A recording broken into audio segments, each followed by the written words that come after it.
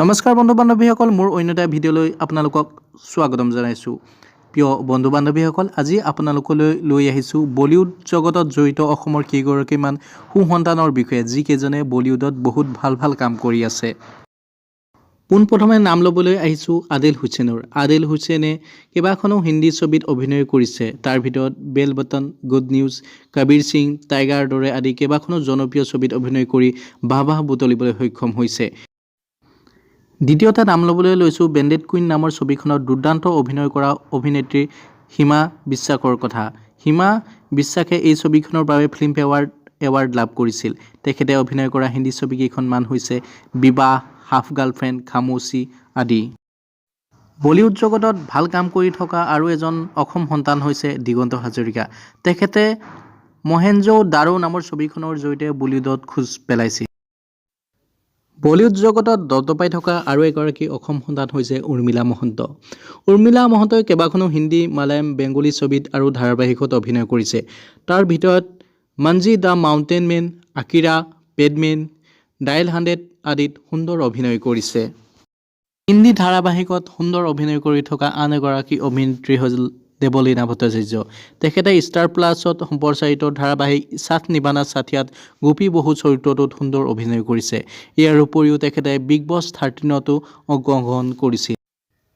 ইয়াৰ পাছত নাম ল'বলৈ লৈছোঁ পৰিণীতা বৰঠাকুৰ। তেখেতে ফ'ৰ্চ, চলো দিল্লী, কুৰবান, সাছ বহু অৰ চেনছেক্স আদিত সুন্দৰ অভিনয়েৰে দৰ্শকৰ মৰম বুটলিবলৈ সক্ষম হৈছে। বলিউড জগতত খোজ পেলোৱা আন এগৰাকী অসম সন্তান হৈছে পৰিণীতা বৰঠাকুৰৰ ভগ্নী প্লাবিতা বৰঠাকুৰ। তেখেতে PK, Lipstick Under Gorkha, the Kapil Sharma Show', দুচৰা আদিত সুন্দৰ অভিনয় কৰিছে। বলিউডত কাম কৰি থকা আন এগৰাকী অসম সন্তান হৈছে দীপনদিতা শৰ্মা। তেখেতে 16 ডিচেম্বৰ নামৰ ছবিখনৰ জৰিয়তে বলিউডত খোজ পেলাইছিল। বলিউড জগতত খোজ পেলোৱা আন এগৰাকী অভিনেত্ৰী হ'ল কিংকিণী ভট্টাচাৰ্য। তেখেতে কয়ামত কি ৰাত নামৰ ধাৰাবাহিকখনত সুন্দৰ অভিনয় কৰি দৰ্শকৰ প্ৰশংসা বুটলিবলৈ সক্ষম হৈছে। কিংকিণী ভট্টাচাৰ্য হ'ল অসমৰ বিশিষ্ট অভিনেতা নিপন গোস্বামীৰ বোৱাৰী। হিন্দী ধাৰাবাহিকত সুন্দৰ অভিনয় কৰি মৰম বুটলিবলৈ সক্ষম হোৱা আন এগৰাকী অভিনেত্ৰী হ'ল তেছৰিন আখতাৰ।